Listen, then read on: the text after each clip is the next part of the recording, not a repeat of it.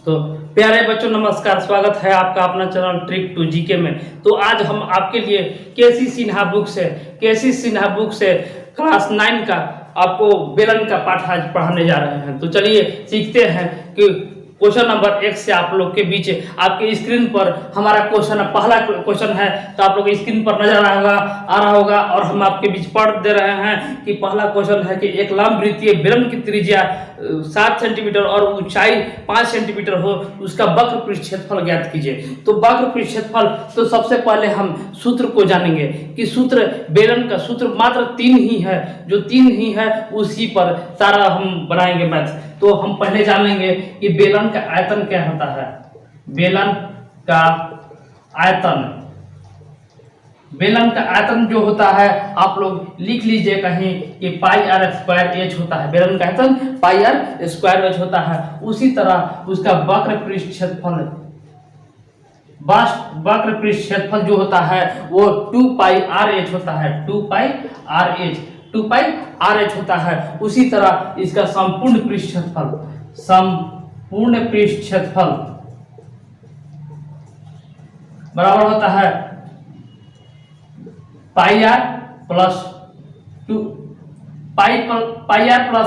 Are plus h. यही होता है ना, यही होता है। तो आपके बीच हमने सूत्र रख दिया, बस हमको इसी पर आधारित क्वेश्चन बना देना है। तो चलिए हम क्वेश्चन के स्टार्ट करते हैं। तो पहला क्वेश्चन आप लोग के बीच, तो पहला क्वेश्चन आप लोग के स्क्रीन पर नजर आ रहा होगा कि एक लंबवृत्तीय बेलन की त्रिज्या 7 सेंटीमीटर और ऊंचाई 5 सेंटीमीटर हो, तो वक्र पृष्ठ क्षेत्रफल ज्ञात कीजिए। तो सबसे पहले हम वक्र पृष्ठ का क्षेत्रफल का हमको सूत्र याद रहना चाहिए कि 2 पाई आर एच होता है। 2 पाई आर एच होता है जो क्वेश्चन में हमारा दिया हुआ है। आर बराबर हमारा दिया हुआ है 7 और एच बराबर दिया हुआ है 5। तो हमारे पास दिया हुआ है, बस हमको सूत्र पर रख देना है। तो हम सूत्र पर रख देते हैं। 2 पाई का मान होता है 22/7 और आर का मान दिया हुआ है 7 और एच का मान दिया 5। तो आप लोग यहाँ पर 7 को 7 से विभाजित कर दीजिए और इसको गुना कर दीजिए। 5 दूनी 10 और 22 गुने 10 बराबर 220। और आपको वक्र पृष्ठ क्षेत्रफल निकालना होगा। तो हमने कल भी बताया था कि जब वक्र पृष्ठ क्षेत्रफल निकालना होगा तो सेंटीमीटर स्क्वायर निकालना होगा और जब आयतन होगा तो क्यूब होगा। तो इस तरीके से पहला का दूसरा क्वेश्चन लेकर उपस्थित है आप लोग के बीच कि एक लंबवृत्तीय बेलन की ऊंचाई 7 मीटर है और आधार का व्यास 10 है, तो उसका बेलन का आयतन ज्ञात कीजिए। तो ये भी हम आसानी से आप लोग के बीच निकालेंगे कि बेलन का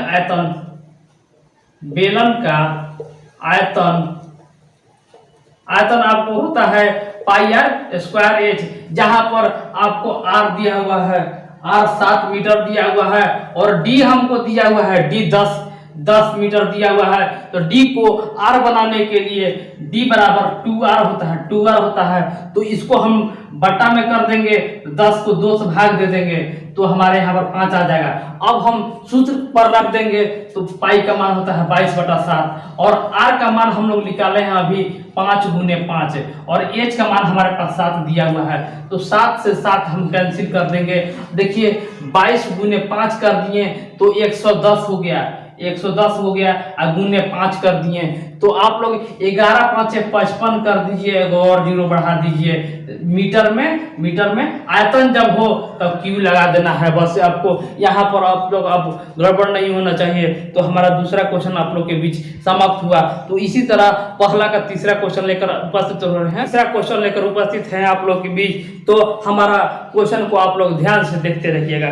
तो हमारा क्वेश्चन है कि एक लंबवृत्तीय बेलन की त्रिज्या जो है, बेलन का व्यास 7 सेंटीमीटर है और ऊंचाई 5 सेंटीमीटर है, तो बेलन का वक्र पृष्ठ क्षेत्रफल ज्ञात कीजिए। तो हमारा बेलन का वक्र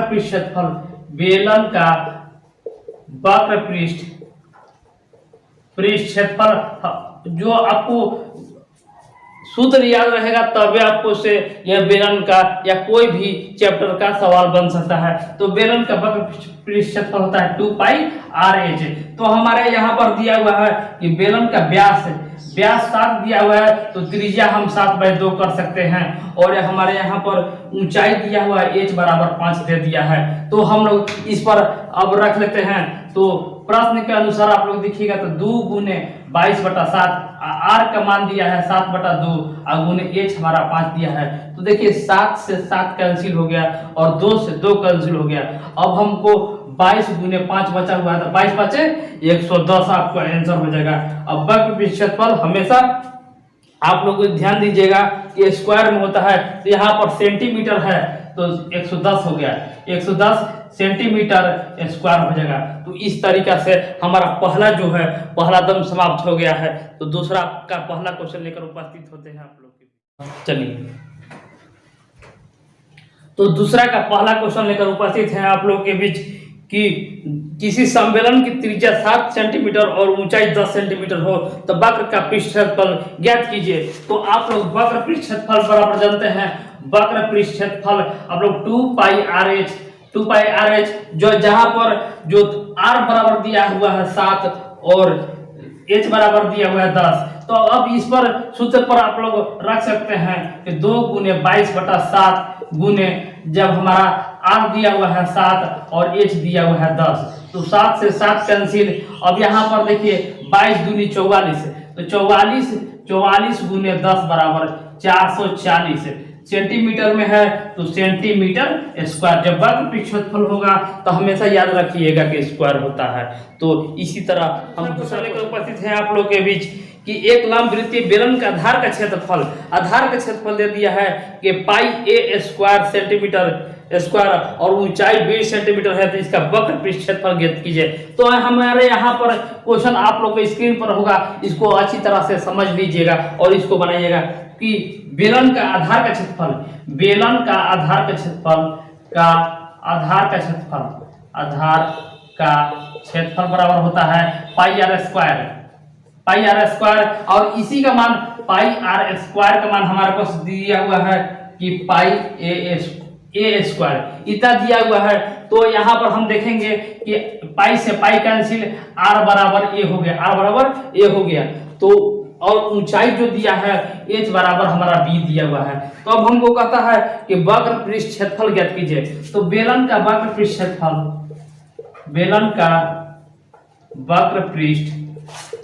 क्षेत्रफल बराबर होता है 2πr/h।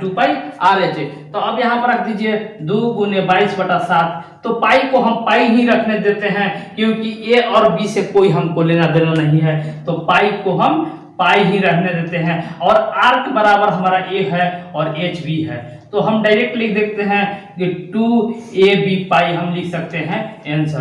तो इस तरीका से आप लोग हमारा वीडियो को पूरा देखिए और इसका लाभ उठाइए। तो दो क्वेश्चन नंबर 2 तक हमारा हो गया। अब तीसरा क्वेश्चन लेकर उपस्थित हैं आप लोग के बीच। तो हमारा क्वेश्चन है कि यदि किसी समलंब वृत्तीय बेलन के आधार की त्रिज्या आदि कर दी जाए और ऊंचाई अपवर्तित रहे तो मूल बेलन का आयतन और बेलन का आयतन के अनुपात निम्नलिखित में से कौन होगा।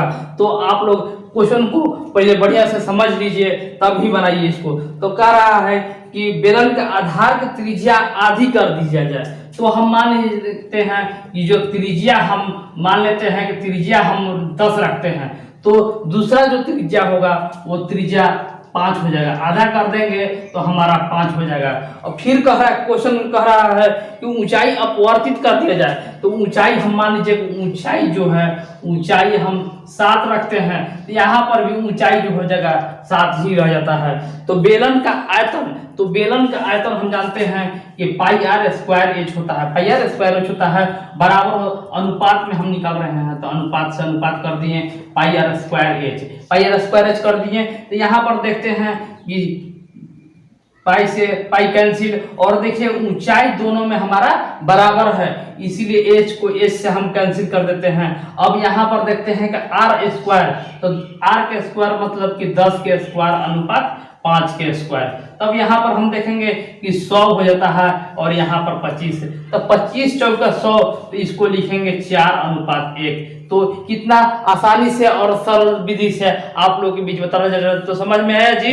इस तरीका से नए बेलन और मूल बेलन का आयतन का अनुपात हम लोग निकाल सकते हैं। तो इस विधि का प्रयोग करके बहुत ही आसानी से आप लोग निकाल लिए। तो चलिए हम आगे बढ़ते हैं। हमने तीसरा का दूसरा क्वेश्चन लेकर उपस्थित हैं आप लोग के बीच कि यदि किसी समबेलन की त्रिज्या और ऊंचाई दोनों को दुगनी कर दिया जाए तो समबेलन का आयतन कितना गुना हो जाएगा। तो इस क्वेश्चन को इंपॉर्टेंट माना जाएगा, क्योंकि हर हमेशा क्वेश्चन में आपको आते आता है कि बेलन की त्रिज्या और ऊंचाई दोनों दोगुना कर दिया जाता है। तो मान लीजिए कि त्रिज्या हो गया और ऊंचाई हो गया, त्रिज्या हो गया और ऊंचाई हो गया। त्रिज्या को हम मान लेते हैं 10 और ऊंचाई को 7 फिर मान लेते हैं, तो दोनों को हमको दुगना करना है। तो अब हम जो नया बनाते हैं वो त्रिज्या r बराबर हमारा 20 हो गया और ये ऊंचाई जो हो जाएगा वो भी 14 हो जाएगा। अब हमारा दोनों का आयतन का अनुपात निकालना है। तो आप लोग देखते रहिए कि इस क्वेश्चन को कैसे बना। तो हम यहाँ पर देखते हैं कि पाई आर स्क्वायर एच बराबर अनुपात में होता है पाई आर स्क्वायर एच। तो पाई से पाई कैंसिल हो गया जी। और अब यहाँ पर देखेंगे कि आर 10 गुने 10 गुने 7 अनुपात में हमारा है कि 20 गुने 14। तो आप लोग यहाँ से निकाल सकते हैं कि 10 को 2 से कैंसिल हो जाएगा, ये 10 को 2 से कैंसिल, ये 7 को 2 से। तो यहाँ पर देखेंगे कि 1 अनुपात 8 आ गया, 1 अनुपात 8 आ गया। तो इस तरीका से आप लोग बनाइएगा तो बहुत ही सरल विधि से इसको बना सकते हैं। तो आप ये आपको पहले जो मूल था वो 1 है, अब जो नया बनेगा वो 8 अनुपात में आ जाएगा। तो इस तरीका से सरल विधि से आप लोग बना सकते हैं। तो इसी तरह बने रहिए हमारे वीडियो में। तो आगे बढ़ेंगे अपने अगले क्वेश्चन पर। तो इसमें जो आंसर के अनुसार होगा वो ऑप्शन नंबर बी हो जाएगा 8 गुना। तो पहले हमारा 1 था, अब 8 हो गया, तो 8 गुना इसका आंसर हो जाएगा, 8 गुना हो गया आंसर। तो इतना सरल विधि से बताया जा रहा है। तो इसी तरह लाइक शेयर और सब्सक्राइब करते रहिए। आगे बढ़ते हैं। सुने का चौथा लेकर उपस्थित है आप लोग के बीच कि समान ऊंचाई वाले दो बेलन की त्रिज्या 2:3 के अनुपात में है, तो उनके आयतनों का अनुपात ज्ञात कीजिए। ये पूरे देख लीजिए तब बनाइएगा। तो चौथा क्वेश्चन लेकर उपस्थित है आप लोग के बीच के समान ऊंचाई वाले दो बेलनों की त्रिज्या में 2:3 का अनुपात है, तो उनके आयतनों का अनुपात ज्ञात कीजिए। तो बेलन का हम देखते हैं कि बेलन के त्रिज्या जो है 2:3 है, मतलब कि एक त्रिज्या 2 है तो एक त्रिज्या 3 है। तो हम यहाँ पर देखेंगे तो अनुपात कह रहा है, तो हमको बेलन के आयतन के लिए हमको ऊंचाई चाहिए। तो हम ऊंचाई की कोई भी हम एक संख्या मान लेंगे, तो ऊंचाई हमेशा हम 7 मानेंगे, क्योंकि हमको पाई में हमको आसानी पड़े। तो दोनों का हम एच जो है हम 7 ही रखेंगे। तो हम यहाँ पर देखेंगे कि पाई आर स्क्वायर एच अनुपात पाई आर स्क्वायर एच होता है। तो यहाँ से आप देखिएगा कि पाई से पाई कैंसिल कर दीजिए और एच से एच कैंसिल कर दीजिए। तो इसको आर के स्क्वायर मतलब कि 2 के स्क्वायर अनुपात 3 के स्क्वायर, तो यहाँ पर देखेंगे कि 4 हो गया अनुपात 9 हो गया। तो इस तरीका से बहुत ही फास्ट और जल्दी आप लोग इस क्वेश्चन को बना सकते हैं। तो चलिए हम आगे बढ़ेंगे अपने अगले क्वेश्चन। तीसरा का 5वां क्वेश्चन लेकर उपस्थित है आप लोग के बीच। ये क्वेश्चन भी आपको VVI इंपॉर्टेंट क्वेश्चन है। तो क्वेश्चन आप लोग को बोर्ड पर नजर आ रहा होगा।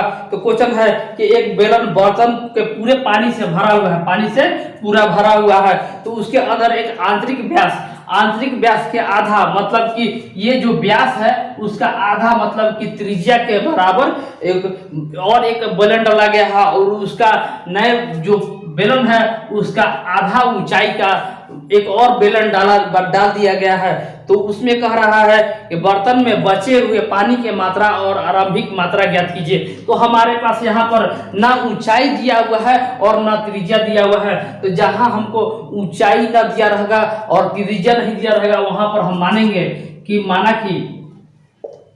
कि प्रारंभिक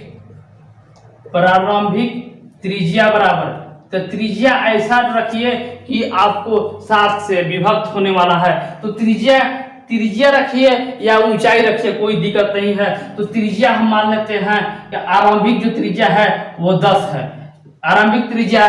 तो अब नया बर्तन वाला त्रिज्या तो आपका आधा है व्यास का, आधा है तो 5 हो जाएगा। उसी तरह अगर हम इसको प्रारंभिक हम ऊंचाई मान लेते हैं 14, तो नया वाला ऊंचाई हो जाएगा वो 7 हो जाएगा। अब हम निकालेंगे अनुपात, हम भी जब भी निकालते हैं तो बाटा में हम कर देते हैं पाई आर स्क्वायर एच बटा pi r square h, pi r square h. तो देखिए यहाँ पाई से पाई हमारा कैंसिल हो जाता है, क्योंकि आर अलग है और एच अलग है। एच एक ही रहता तो हम साथ में हम कटा सकते थे। तो हम देखते हैं कि आर का स्क्वायर तो हमारे यहाँ 10 का स्क्वायर है, तो 10 गुने 10 हो गया, और एच जो है 14 है तो हम 14 कर लेंगे। अब देखिए यहाँ पर कि यहाँ पर नया वाला जो है, नया वाला है हमारा 5, तो यहाँ पर हम 5 गुने 5 कर लेते हैं, और एच हमारा 7 है तो 7 हम कर लेते हैं। तो जो यहाँ से कैंसिल होता है वो लोग आप लोग कैंसिल कर सकते हैं, 2 और 2, तो ऊपर में हो जाएगा, ऊपर में 8 हो जाएगा और नीचे 1 हो जाएगा। तो अब आपको जैसा कहता है कि बचा हुआ मात्रा, तो बचा हुआ मात्रा हमारा 1 है, बचा हुआ मात्रा 1 है और आरंभिक मात्रा 8 था। तो आपका आंसर आ चुका है इस तरीके से। तो हमें पूर्ण विश्वास है कि आपको समझ में आया होगा। तो चलिए हम अपने अगले क्वेश्चन और चौथा क्वेश्चन पर चलते हैं। चौथा क्वेश्चन लेकर उपस्थित हैं आप लोग के बीच। तो हमारा चौथा क्वेश्चन है कि एक लंब वृत्तीय बेलन का आधार की त्रिज्या 14 सेंटीमीटर है और ऊंचाई 30 सेंटीमीटर है। तो बेलन का इसमें 3 भाग निकलना है, एक वक्र पृष्ठ क्षेत्रफल निकलना है, संपूर्ण पृष्ठ क्षेत्रफल निकलना है और आयतन, तीनों निकलना है। तो सबसे पहले हम लिख लेंगे जो हमारे पास दिया हुआ है। तो आर हमारे पास दिया हुआ है 14 और एच दिया हुआ है 30, बस हमको इतना दिया हुआ है। इसके बाद हम सभी हम निकालेंगे। तो हम जानते हैं कि ए बराबर वक्र पृष्ठ क्षेत्रफल होता है, तो वक्र पृष्ठ क्षेत्रफल पहले निकालेंगे 2 पाई आर एच, 2 पाई आर एच। देखते रहिएगा जी, देखते रहिएगा। और आप लोग 2 गुने 22 बटा 7, आर का मान है 14 और एच के मान है 30। तो यहाँ से देखेंगे कि 7 से 14 कैंसिल हो रहा है 2 बार में। तो यहाँ से देखेंगे कि 22 दूनी 44, 44 हो गया, और यहाँ से हो गया 130 दूनी 60। तो यहाँ से हम 44 छके कर लेंगे। तो 6 चौके 24 के 4 हासिल 2, और 6 चौके 24 और 25 26 पर 0 सेंटीमीटर स्क्वायर। जब वक्र पृष्ठ क्षेत्रफल निकले तब स्क्वायर निकलेगा। अब हम संपूर्ण पृष्ठ क्षेत्रफल आपके बीच निकाल रहे हैं। तो संपूर्ण पृष्ठ का क्षेत्रफल होता है pi r plus 2r, pi r into 2r, pi r into r plus h. तो यहाँ पर हम लोग संपूर्ण पृष्ठ के क्षेत्रफल निकाल रहे हैं। तो देखिए पाई का मान हमारे पास 22 बटा 7 दिया हुआ है, और आर का मान हमारे पास 14 दिया हुआ है, 14 दिया हुआ है, और आर प्लस एच 14 प्लस 30 जोड़ देंगे तो हमारा 44 आ जाएगा। तो यहाँ से हम देखेंगे कि 7 से 14 कैंसिल हो जाएगा तो 2, तो 44 गुने 44 जितना आंसर आएगा आपका आंसर हो जाएगा। तो हमने आपको वर्ग निकालने का तरीका बताया था कि 44 का वर्ग कैसे निकालेंगे। तो 4 का 16 हो गया, आपको 4 के 16, 16 दूनी 32, 1 33 के 3 हासिल 3, और 4 के 16 3 19, 1936 आपका संपूर्ण पृष्ठ क्षेत्रफल जो है 1936 आ गया। और वर्ग सिंपल तरीका से वर्ग भी आप लोग ने निकालना सीख लिया। तो इसी तरह हम इसका आयतन, इसका तीसरा क्वेश्चन आयतन बता रहे हैं। तो आयतन जो सूत्र होता है आप लोग यहीं पर देख लीजिएगा कि आयतन भी बराबर होता है pi r square h, pi r square h होता है। तो यहाँ पर देखेंगे कि 22 बटा 7, और आर का मान हमारा यहाँ 14 गुने 14, और एच है हमारा 30। तो यहाँ पर देखेंगे कि 7 से 2 कैंसिल, तो यहाँ से इसे ही निकालेंगे कि 44 गुने 14 तिया 42, 0 बढ़ा देंगे, जितना आपका आंसर आएगा उतना आपका आंसर हो जाएगा। तो 18,480, 18,480 सेंटीमीटर क्यूब आपका ये आयतन आ गया, आयतन आ गया। तो आप लोग स्क्रीनशॉट लेकर इसको बहुत अच्छी तरह से समझ सकते हैं और देख सकते हैं।